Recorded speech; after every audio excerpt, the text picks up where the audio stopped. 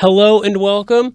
I am Matt Roddy, and this is the Greater Prescott podcast, where we talk about, you guessed it, all things Greater Prescott. Today, I want to welcome my guest, Bandhu Dunham. He is a glass artist. Bandhu, thank you very much for joining me on the podcast today. Sure, you're welcome. Looks like a lot of fun. By this type of work, which are some of the photos I saw of your work, I don't know, it's been 6 months, 9 months ago when we first talked. Yeah. This kind of stuff is just amazing. So to kick it off, give people a couple minutes of the type of artist you are and the type of work you do. Yeah. I work with glass, and I use what's called the Lampwork Technique, which was originally done using oil lamps back in the day with softer glass. Nowadays, we use a propane oxygen torch. Some people call it flameworking or torchworking. A lot of us still call it lampworking because it's a nice historical kind of name. So I start with rods or tubes that I get from a factory, usually about 4 or 5 feet long. And then I cut those up, melt them, shape them together, kind of like welding with a torch. Either a torch that's mounted on the table and I'm moving the glass around, or sometimes, in the case of more elaborate sculptures, I'll have the sculpture stationary and I use a hand torch and move around that to put it together. Okay. So a lot of what I do is just with clear glass. Sometimes I'll use glass that comes colored from a factory. Sometimes I'll mix my own colors into the glass to get cool. custom colors by mixing different metal oxides into it. All right. Sometimes it's a surface finish, either one that fires on, as in that sphere that I've got there, or just like a lacquer that applies on the surface and sticks on there. All right. Yeah. And I do, what I really love to do are kinetic sculptures out of glass, like marble machines and working model steam engines and other crazy fun things. I have some work at Van Gogh's Ear Gallery here in town, right on Whiskey Row. And then my studio also, I have assistants who work with me, and we do a lot of gift items. We do a lot of Christmas ornaments. So this time of year, it's August, but it's already been Christmas for a couple months already for us. That makes sense. And I also make Hanukkah Menorahs, custom Hanukkah Menorahs. So it's been Hanukkah for a few months already, too. All right. I was just working on some of those this morning.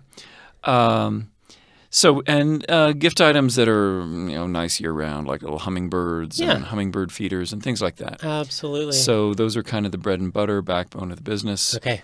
I've also written and self-published a couple of books on glassblowing. Okay. How-to books called Contemporary Lampworking. Okay. And those are available in various places online, or including my own website. And I teach. So I've taught at a lot of places actually in the last year because of COVID, not that much traveling and teaching. But in a normal year, I'll travel and teach a couple different places. I'm actually, first part of September, I'm going to be out in Pennsylvania for a glassblowing camp. That's fantastic. Yeah, it's going to be a fun time. How old are the people that would go to this camp? This camp, it's it's adults. I mean, young adults, probably most of them are in their 20s. Okay. But it's a week in September with like 100 glass blowers set up with torches. They take a summer camp after their main season's over, and they set up glass blowing equipment. It's called Melt, East Coast Melt. Okay. And it's some sort of informal teaching. A lot of it's informal teaching, a little bit of formal teaching, but mostly like collaborative projects and people watching each other work and just a free exchange of ideas. Yes. So that's going to be a fun time. It's my first time going to this particular event. Oh, it sounds like a blast. Yeah, it's going to be a good time. All right. Well, we will get into more of that as we get into the podcast. But I want you to start where I always start. Where were you born and raised? What did you do when you were a kid? And let's just start to go through the story and connect how all of this started. Yeah. Well, I was born in Ohio, grew up mostly in Connecticut and New Jersey. Okay. And I was a sort of nerdy kid who had a chemistry lab in my parents' basement. Back in the 60s, you could get these really great chemistry sets, which nowadays I don't think they even sell them anymore because they're very rarely sell them because they've got all kinds of chemicals in there that you probably shouldn't have in your house. nowadays, or be dumping down your drain. But back then, you could get these. And what I really wanted was to be a mad scientist. Okay. So by the time I was 15, I had a pretty elaborate lab in my parents' basement. For what? What kinds of I was things were you doing? I was doing semi-micro qualitative analysis for fun. Which is what? Figuring out what an unknown chemical substance is by doing some tests on it. Yeah. And, you get to see things change colors and bubble and do stuff. Oh, yeah. And I would make my own nitric acid and sulfuric acid and learned how to make gunpowder. And, there were fun books around. I had one book from the 1930s that was it was called The Boy's Book of Experiments, and it had all kinds of sounds perfect for you. Crazy stuff like how to make gunpowder. And oh gosh! So a kind of book you wouldn't probably even be able to publish these days. Yeah, people would be too freaked out. Were you about 100% into that sort of a thing? I was a very nerdy kid into chemistry. Okay. So I was really, and I wanted. You could get some cool glass apparatus at the hobby store, but you couldn't get this real crazy Dr. Frankenstein stuff like I wanted. Okay. So I thought if I learned to blow glass, I could learn to make crazy mad scientist Naturally. chemical apparatus. Yeah. So the chemistry sets you could get and some of the books on chemistry would have a little bit about how to bend a glass tube, to make something simple. And on the basis of that, I then got some books out of the library. Our county library had a couple of glass blowing books and just experimented and taught myself. Yep. And kind of the rest is history. That's partly why I wanted to write some books when I developed some skill, and partly just to record my own knowledge and have it for reference and organize what I knew, but also to make it easier for people to learn. That's exactly what I was going to say, too. As you were young, trying to find good resources, fast forward, you realize, I can help make one of those resources. Yeah. Mm-hmm. Yeah. There was what we called the glass curtain around that time. Excuse me. In the 70s, a lot of glass blowers didn't want to teach people. They were too insecure about their designs. And so if you wanted to learn, you had to either be sort of born or married into a glass blowing family. That makes sense. I bet a lot of occupations or artists kind of fell into that realm of, Yeah, there was a certain degree of secrecy, and people sometimes referred to it as a dying art. Okay. But it's since had a real resurgence. There's a lot of glassblowers out there now, such as this event I'm going to. Yeah. And I've sold a lot of books, so a lot of people have wanted to learn. They've been interested. Yeah. Were your parents the type of people who were encouraging the sort of chemistry, mad scientist behavior? Yeah. They didn't know about the gunpowder, but I exposed my father once to nitrogen triiodide, which is a unstable form of iodine and nitrogen that is very pressure sensitive. It's not a dangerous explosive, but it pops and makes a purple cloud, which is always kind of a cool thing to see. It's going to scare someone. Yeah. So no sports, I assume? No, I like bicycle riding. I didn't do any kind of organized sports really as a kid, not much into it. I was in the Boy Scouts and bicycling, hiking. Great. When it was time for you to leave high school, what'd you do at that point? I had gotten into Princeton and for what? For chemical engineering. Okay. Which I was sort of led that way by a guidance counselor because I was into chemistry. Yeah. Princeton was well known for its chemical engineering program, and but actually, as I was there, I realized I was more of an artistic inclination. Yep. And so after a couple of years, I actually took a leave of absence to be an artist and never came back. Okay. But the technical training that I did get, both in terms of my studies and also I did some work with the scientific glassblower, the university's scientific glassblower. Okay. He taught me some stuff. So between all that put me in good stead for glassblowing and also for creating my books. Absolutely. Because I put a lot of technical info in there, including formulas for how to anneal glass and heat treating it. Yeah, there's a science and an art to it. Absolutely. Right. Absolutely. Makes perfect sense. Interesting. Yeah. Were your parents on board with one of their sons dropping out of Princeton? Yeah, they did their best to be patient about it. So, yeah. They were okay with it, and they're proud that I came out with the books, and have really the books have really actually influenced a lot of people. I bet The sort of nascent glass blowing, the lampworking style of glass blowing. It's influenced a lot of people, so I'm pretty satisfied with having put that out into the world. So you take a leave of absence from Princeton.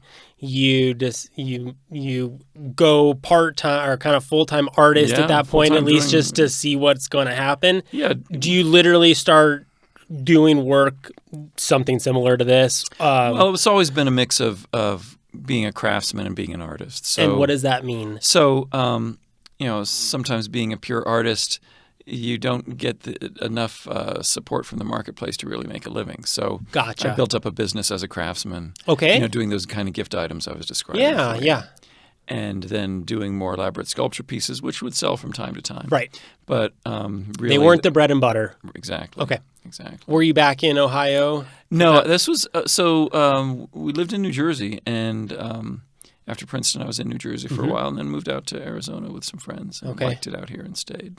No kidding. Yeah. How did your friends end up out here, and then what was it that was so interesting or unique or captivating about this area? Yeah, we just liked Prescott. Yeah.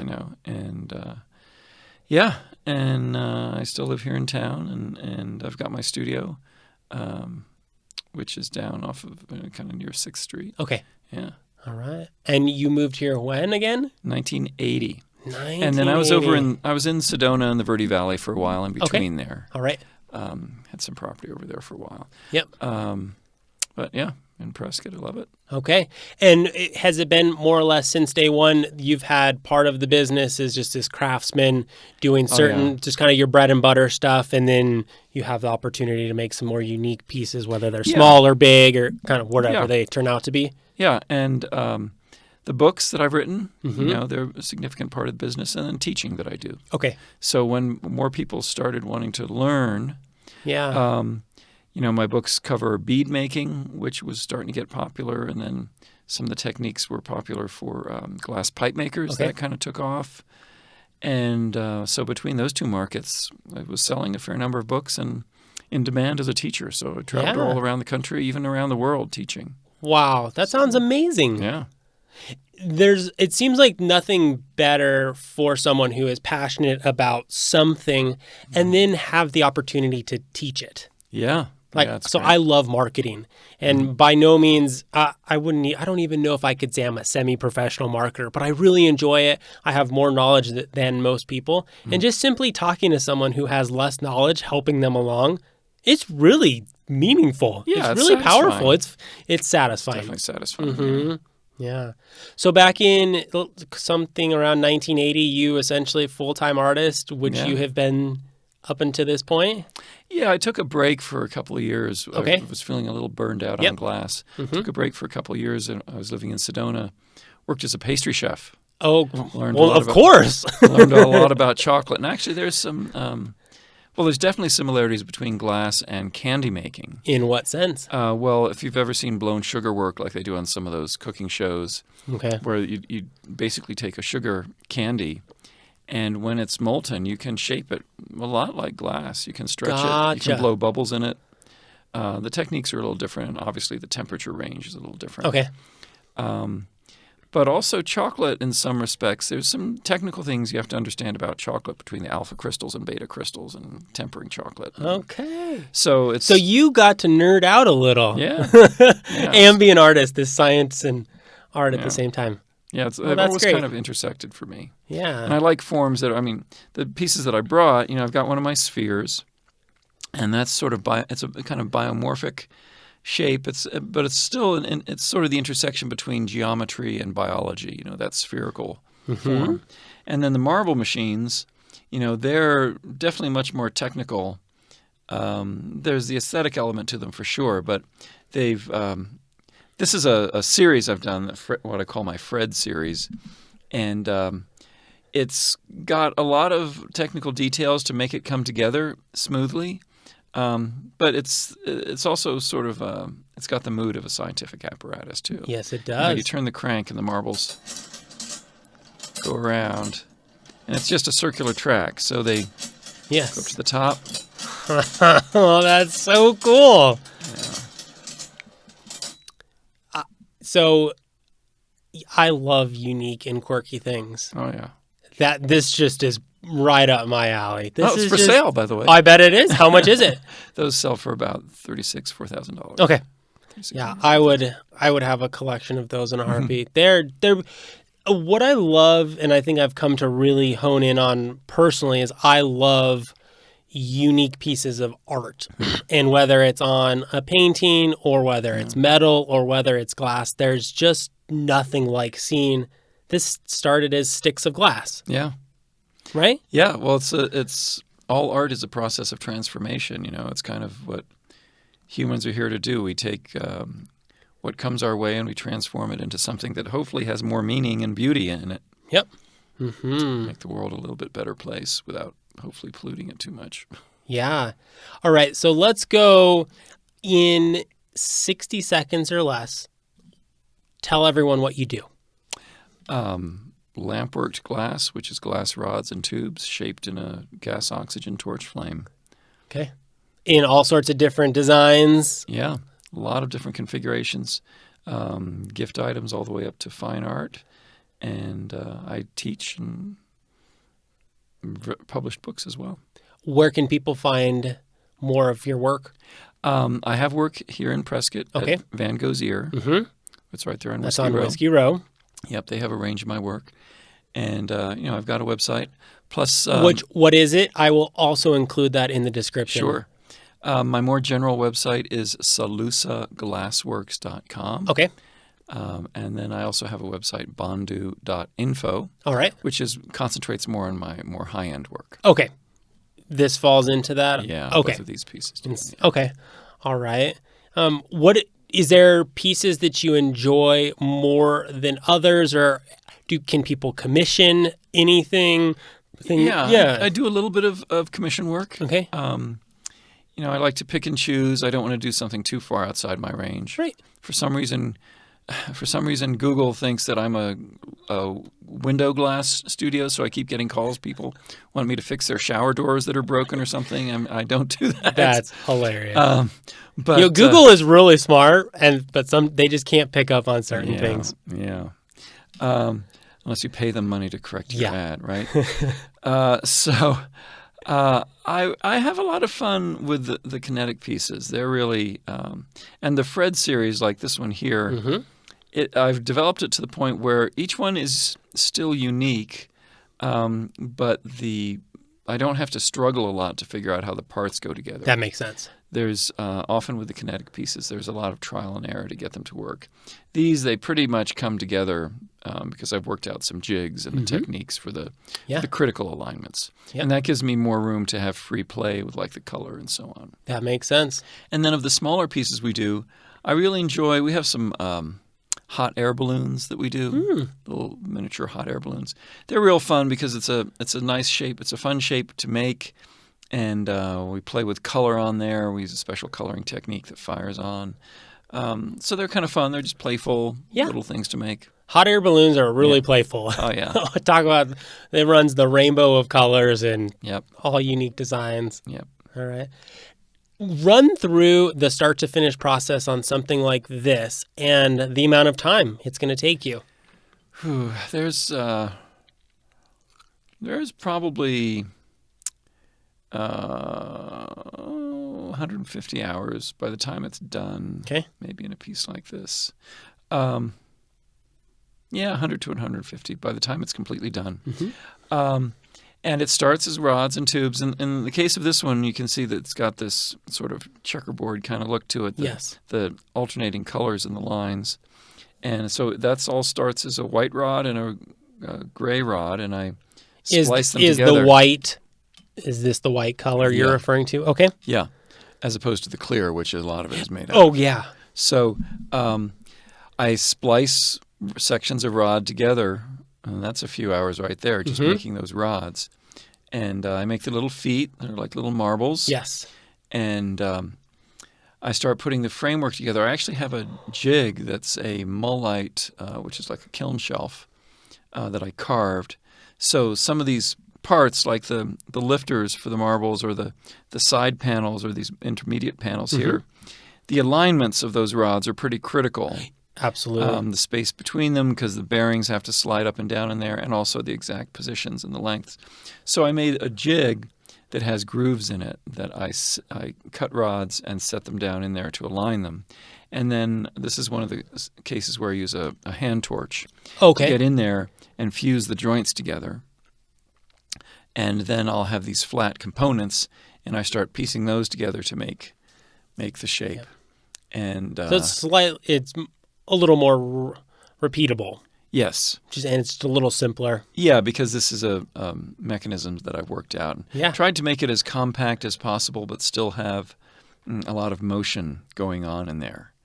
So there's a few alignments that are kind of tricky. I have to make sure that things don't bump into each other because it's so compact. Yeah. But yeah, so they're a lot of fun. And the lifters and some of these parts start as tubing that I cut on a saw. It's a wet cut saw, like a lapidary saw. So I cut those pieces. And it's glass? Yeah. Oh, okay. It's all glass. Huh. Is it a really fine type of blade? I didn't really know you could. Yeah, obviously you saw. can cut glass, but yeah, I'm lapidary not familiar saws. with it. I use a especially fine blade. I mean, the standard ones that are used for cutting a lot of rocks is too coarse. Okay. It tends to chip the glass. Yeah. But you can get some fairly fine blades. Okay. Yeah. How big or how small is the shop that you have? How many other people help out? I've got a couple of assistants who come in from time to time. Right. The shop itself is probably, 1,800, 2,000 square feet. Okay. Good size. Yeah. All right. And I've got a private workspace where I do my sculptural work, and some office space, and a bigger work area where my assistants work. And I've taught a couple of classes there. I don't teach a lot locally. Mm-hmm. Mostly I travel elsewhere to teach because I have to kind of tear the studio apart to set it up for a class. To have people over. Yep. And kind of when I'm home, I'd rather just be doing my own stuff. Is this sculptural? When you say you have your own area for sculpture, is that where this would fall into? Yeah. Okay. That's where I have, I've got a separate kiln in there, and that's where I keep all my jigs and the mechanical parts and the bearings and so on. Okay. And then in the bigger, go ahead. And then in the bigger part of the shop, that's where you're going to have set up for your bread and butter type stuff that you can... Yeah, that's where my glassblowing lathe is. Okay. Which is a bigger piece of equipment. And what's a glass? So my dad was a metal fabricator by trade, so he had a mill and a lathe for metal purposes. What is a glass lathe? Yeah, so a glassblowing lathe, they're developed for making, originally they were developed for making scientific apparatus. Okay. So it's very much like a wood or a metal lathe. You've got the two stocks on either end rotating. With a metal lathe or a wood lathe, you only have one end motorized because the whole thing is rigid. Yes. And then it's held, but it's rotating. In a glassblowing lathe, you have to have both ends driven because the glass gets soft in the middle. And it's going to get all twisted up if both ends aren't driven. So they have to be driven and synchronized. Okay. So that makes it a little bit more elaborate. But then also you can move the tailstock where one end of the tube is held. You can move that back and forth. It's on a crank wheel. It slides back and forth. So I can compress or stretch the glass. So are you heating it at this point? There's also a torch mounted on there. Okay. And that torch can slide from side to side. So I can heat it wherever I want. Does it slide back at all? You can adjust that a little bit, depending on what size piece you're working on. Yeah. You don't typically have to adjust that a lot on the things that I do, but it is just obviously side to side. Yeah, side to side. And then the glass is rotating. It can be stretched. It can be compressed. Yeah. And I can tool it whatever way I want. I can hit it with a graphite paddle, narrow the glass down, put necks in it, blow it out, make it. So we use that for a lot of the ornaments, like some of the ones you can see at Van Gogh's ear. Yes. And some of the components I make for the marble machines. Okay. I use it sort of as a holding jig, like to make a crankshaft. This crankshaft on this piece, it's only about 10 millimeters diameter, so I just do this on a jig. But some of the more elaborate pieces or the larger ones where I have a thicker diameter crankshaft, then I'll use the lathe to hold it as a jig. Okay, that makes sense. So it's handy for that.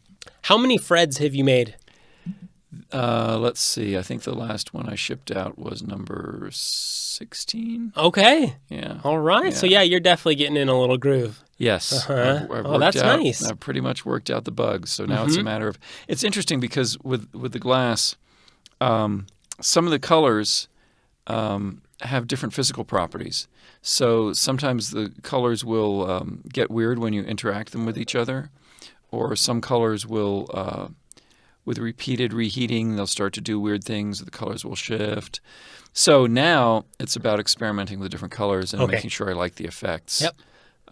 Some of the processes, I'm getting the glass pretty hot. So if some of the colors shift, that can be either. It can either be a problem or it can be some kind of spontaneous thing that is actually cool. Yeah. So, I love this thing. It's a lot of fun. That is just, this is the epitome of being creative and also having a little ingenuity to figure it out. Like, this is what being an artist is all about, in my opinion. I love this piece. Yeah. Well, the way I see it, art is about solving problems. Artists are problem solvers. So it can be an aesthetic problem in a painting or a sculpture, or it can be to some degree a technical problem depending on the medium you're working with. Yep. And glass can be pretty demanding in terms of the material itself, because there is sort of a science to how it operates. You can't just make something and be done with it. Things have to get refired in a kiln. Gotcha. You have to pay attention to glass. Glass will teach you patience if you don't have patience already. Well, I don't. Yeah. Well, if you try to rush things too much, or you're in a hurry and you don't really respect the nature of the glass itself, then you run into problems. That makes sense. It's just one of the things you have to learn. Yeah. Have you ever had an apprentice of any sort? Someone who really would like to do more of this sort of stuff? Yeah, I've had a couple of apprentices move on and set up their own shop in different places. I've also employed some people who were in a band and they needed a day job. So their creative pursuit was to do their music. Yep. And they were wanted some flexibility and and making hummingbirds for me. Yeah, for exactly. a living or whatever. So and then I've influenced a lot of people with the books. I bet that is really satisfying for you to get a message. I got so-and-so. Yeah. I just got, the other day, I ordered some supplies that had nothing to do with glass. It was some ribbon I needed for some ornaments. So it wasn't glass per se. And in the package, someone stuck a note on there, "Thank you for your books." Like someone who works there in this ribbon store, ribbon factory. Must be a glassblower. They know my books, so it's kind of cool when it comes out of the blue like that. That's a really or I'm neat. walking around one of the conferences, a glass conference or a trade show, and people come up and thank me for the books. Yeah. Because what I really tried to do was explain the technical aspects in ways that would be fairly easily understood to a layman, not to be too technical, but to have the information there. Yeah. Yeah. And then it just happened at the right time, because there were a lot of people who wanted to learn the way the glass bead making was taking off. Yep. And glass pipe making was becoming a new thing, and then other forms of experimenting with glass sculpture too. And it was time for the information to be updated. There were some older books out there, but they weren't very complete, or they had a certain approach that was more limited. So when were your books published? They came out in 1995, the first edition. It's in its third edition now. Great. Yeah. And I'm up to 3 volumes. Oh, wow. Yeah, I've been saying for years I'm going to do a volume 4. I kind of wonder if I'm ever going to get a volume 4 done. What would it? Together. So what's the titles of 1, 2, and 3, and what may 4 be? Well, it's Contemporary Lampworking is the series. Okay. And so there's volumes 1, 2, and 3. Gotcha. I've collected a lot of photos and videos of different artists working. So what I do in the books is I'll talk about a technique and then illustrate it with, sometimes I'll do a demo, but more often I've got other people doing demos, especially for more advanced techniques where someone has a specialty or something to show that off. So one of the things I want to do in the next volume is talk about sort of a culture of collaboration that's developed in the glassblowing world, where people will do a lot of pieces together, which you don't always see in the art world generally. You do see it, but it's really a big part of glassblowing, this type of glassblowing, where people collaborate and will do things together. Okay. So that's one aspect of it. And maybe a little bit more about my travels. My last volume, I put some of the different places I traveled to, like Germany and Japan, for some conferences and what kind of things people are doing with glass there. Absolutely. So. Who are a couple people you've looked up to who have been... I obviously these things have been going on for hundreds of years. Yeah. I mean, how far back does this sort of a thing go? Well, not necessarily this, but just glass blowing, lamp blowing. Yeah, glass blowing goes back thousands of years. Okay. I mean, the Egyptians they didn't have blowpipes in ancient Egypt, but they were working glass. Okay. So hats off to the ingenuity of some of those early workers who figured out how to make these things, right? Whose names are lost to history. But when I was learning, there was a book by this fellow, John Burton, who largely taught himself to blow glass with not a lot of equipment. So he watched people blowing glass at some of the furnaces in some of the old glass factories in Europe. Yep. And he taught himself. He got some of the scientific glass blowing apparatus, but didn't study with any scientific glass blowers. He just kind of taught himself. Yeah. And I really had a lot of respect for that.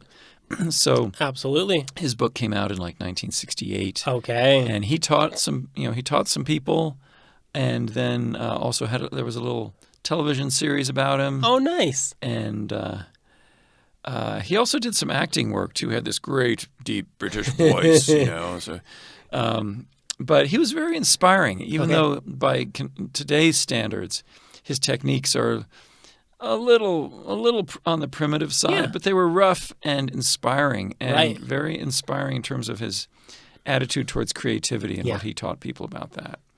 And then other of his students have, really refined his techniques. Okay. So people like Sue Ellen Fowler, who does some really beautiful refined perfume bottles and things. Okay. And then, there's a lot of glass blowers out there. I don't know who to say I respect the most, but there's... everybody has their thing that they contribute. Exactly. Yeah. Hence, what may lead to volume number 4 of sort of bringing that all together, and maybe your hope for the community to continue to pour into that and really gravitate towards it. It's evolving. I mean, since I did my first books, the field has just evolved so much. And one of the things that's happened is because so many people started blowing glass, there started to be more of a market for colored glass. When I was starting out, you couldn't really buy much colored borosilicate glass because it melts at a higher temperature than most glass. So a lot of the colors that could be used would just burn out in this type of glass. So it took some figuring for people to come up with formulas to get a wide range of colors. You could mix a few colors yourself. There were a few basic ones available. Yeah. But nowadays, the whole spectrum is out there, and then all kinds of special effects with colors that change under different, whether it's fluorescent or versus sunlight, colors that are UV reactive or glow in the dark, and a lot of really cool things developed with the color. And that's just exploded as a result of so many people getting into it and wanting to learn how to do it. That makes sense. Yeah. That's really So the way the whole field has evolved in the last, 25 years is just amazing to me. I bet it is, right? Yeah, it's great. Because you were in kind of early. I got in on the bottom floor, so to speak. Yes. I mean, it's not like there weren't any glass blowers before that, but there wasn't a real lot of use of lampwork glass blowing for artistic purposes. I mean, there were people like Jenny Ruffner and some others who were doing really interesting creative works, but it wasn't as widespread as it is now. Yeah, you've had a really nice 40-year glimpse into the journey of this field, which is really neat. Yeah, it's pretty interesting. It's very interesting. Was there anything about your glass work that you wanted to share that I didn't ask you? No, it's fun. It's challenging. I have a lot of fun with it, and we do a couple of open studio events. Normally, my studio is not open to the public. If you come knock on the door, it's probably locked because we're in back making stuff. Yep. But we do a couple of open studio events. I've been involved in the Art on 6th Street events this year. We'll be doing one of those in November. Okay. I think the last weekend in November or one of the fourth weekend in November. And then in October, there's the Prescott Artist Studio Tour, which is a huge event all around town, self-guided tour again, where people go around and see different studios. So I'll be up there for that. Okay. And the rest of the time, I have stuff at Van Gogh's Ear. Yep. I have stuff there all the time. All right. Then let's transition. Okay. In sometime around 1980, you moved to the Prescott area. Just go through that again, and what was it that just drew you to this area? Yeah, well, I came out with a philosophically inclined group of friends, and we were living together for a while. And I live in town now, and I was, like I said, I was up in the Verde Valley Gotcha. for a couple of years in between there. I had some property up there with some fruit trees. I had my glass studio, and that was a lot of fun. But came to Prescott in like 1980, back and forth a couple times, and Prescott's just great. It's such a beautiful area. I love the mountains. It took me a while to get used to the altitude, Right. like it does. But having come from back east, it's really nice to be somewhere where you don't have so many mosquitoes. Oh, no kidding. Yeah. I spent one summer in New Jersey working in college. Okay. And I'm from Southern Arizona. And talk about just Humidity. it was so different. It's hard to express, and people just wouldn't understand until you go. Yeah, I mean, it's very green and beautiful in that respect. It's beautiful. Yeah, it's beautiful. I mean, people, New Jersey's called the Garden State. It's not all just like being in the city somewhere. No, not at all. Yeah, it's a very different climate. Your skin feels different in the air that's moist. So coming to Arizona was a big change, but I really appreciated it. I mean, the landscape's really beautiful here. The rocks, rock formations, and the mountains, and it's just Prescott's really great. And I enjoy, like I said, bicycling, hiking around here. It's a lot of fun. Just like when you were younger, huh? Yeah. Being self-employed, I can take off in the afternoon if I want to go do a bike ride and come back and then work till 2 a.m. Yeah. Before we do transition, speak to the artist community here in this area. I've been here 3 years, and it is a huge, thriving community in which I just would never have guessed. I knew there were a bunch of mountain bikers and other kind of sub-communities, but the artists is a huge community. There are a lot of artists around here and a lot of different media. Yes. People have sort of stereotypical views of Western art. There is that here. I mean, there's cowboy We art. have great Western art. There's a lot of cowboy artists. But it's in the minority. Yeah, there's so much other stuff. And some great galleries there on Whiskey Row. Really all around the square, there's some nice galleries. Yep. Kind of more than we're entitled to, I think. It sure seems that way. Well, that's one reason I like this conversation. Yeah. There's a lot of galleries. There's a lot of artists around here, and I love it. Yeah.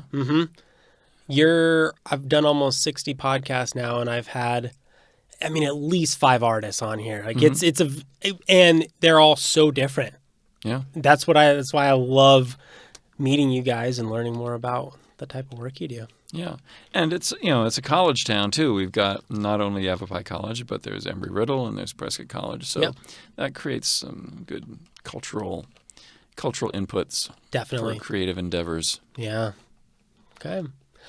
Let's do the rapid fire question section. Okay. You just answer with the first or second or third thing that comes to mind. You don't have to have just one answer. Okay, great. Question number 1, what's your favorite thing about Greater Prescott? Oh, nature. Number 2, what's your favorite restaurant in Greater Prescott? You can name more than one. Okay, well, I spend a lot of time at Wildflower, but I think Wild Iris or Wildflower? Wildflower. Gotcha. Wild Iris is okay. Yeah. But Raven might be my favorite. Okay. Yeah. Emily and I love the rooftop when the weather's nice great. It's just beautiful. Yeah, it's beautiful there. Question number 3, what's the number 1 thing on your Greater Prescott bucket list? There's a lot of trails I haven't been on. Yeah. I get out there sometimes with my mountain bike, sometimes on foot, and there's a lot of trails I haven't seen. Okay. Might be fun to do the whole Prescott Circle Trail. You still got time. Oh, yeah. What's your all-time favorite piece of glass that you have created? That I have.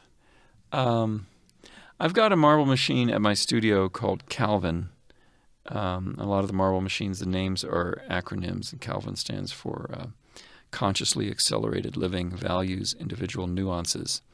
And that's one of the biggest marble machines I've made, aside from the 20-foot tall metal one that I made up in Sedona. Okay. But that's a favorite piece because it's got a lot of complexity to it. And it's a very satisfying piece. Is Calvin for sale? Sure, for the right price. Okay. Gotcha. I usually have it up and running during the studio tours so people can see it. How big is it? It's about 40 inches wide by 30 inches tall by about a foot deep. It's massive. It's pretty big. I had to make it in 2 sections to fit into my annealing kiln because all the glass gets annealed in the kiln. Oh, my goodness. Yeah. What is your favorite piece of glass art that you did not create?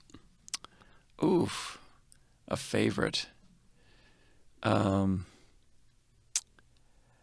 There are, there are some pretty amazing glass pipes that are being made these days as sculptural pieces, just figurative sculptural pieces. It's hard for me to pick one. Okay. Yeah. All right. Next question. What are 3 words to describe living in Greater Prescott?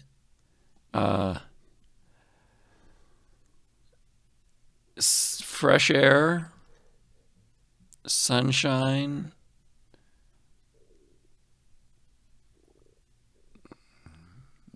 pine trees. Those aren't single words, but It's great. yeah. If you weren't a glass artist, then what type of work would you be doing? Well, like I said, I took a break and worked as a chocolate chef for a while, pastry chef. And that was a lot of fun. So I'd probably be doing that or maybe be some kind of scholar. Okay. Doing some kind of research. About? Maybe about glass. Okay. Still might do more of that. Last question for you. What's your favorite summer activity in Greater Prescott? Probably bicycling. And when you say bicycling, on the road, on trails? Kind of combination. Okay. Yeah. Just get out there on something that pedals. Yep. All right. What is one question you have for me? Wow. What's your favorite podcast that you've done? Put you on the spot. Yeah. The easiest way to put it, I learned at least 1 or 2 things from each podcast that kind of on the whole make not one my favorite, but just every one of them unique. I mean, the fact that I just learned you built a 40-inch by 30-inch marble machine, that's wild. And that when you were young, you had the chemistry room in your house, and just those little things, I love kind of connecting all the dots to. That's why we're sitting here talking about it. The gentleman who came in before, he's an artist, and he had specifically photography. He's morphed a little bit into using Photoshop quite a bit. I forget exactly the words he used. But anyways, he had a dark room in his house when he was growing up. So he was actually taking the film and making it into... Right. And so I love learning about those types of things and really why people are passionate about what they do. There's other people that blow glass. There's other people that take photos. But there's things that have happened in their life that have given them the passion that they now have for what they do. Yeah, I think everyone's here for some creative purpose, whether it's a quote-unquote art form or not. Right. Mm-hmm. And, when you find a creative purpose, then you find a passion, and it makes life much more interesting. It sure does. Before we wrap up, look at the camera and give people just a little spiel on why they should check you out and just your contact info, which I will also put up in the description. Great. Yeah. My 2 websites, one is www.bandhu.info, and that emphasizes my more elaborate sculptural work. And then my other website is salusaglassworks.com, where you can learn about our studio production, gift items, and also my books are featured there. Perfect. Did we miss anything? I don't think anything crucial. Okay.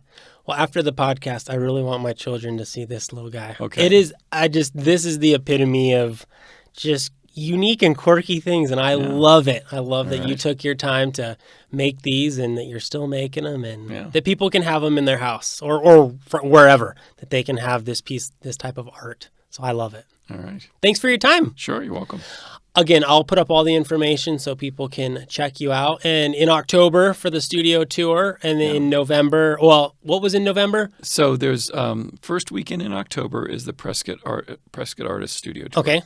Then in November, there is the Art on 6th Street. It's another group of artists, a smaller group of artists. Okay. And then you, at Van Gogh's Ear on Whiskey Row, you've got some stuff. Yeah. So go check them out, guys. Let's close this up with a nice big smile. All right. You guys, thank you very much for joining us, and have a great day.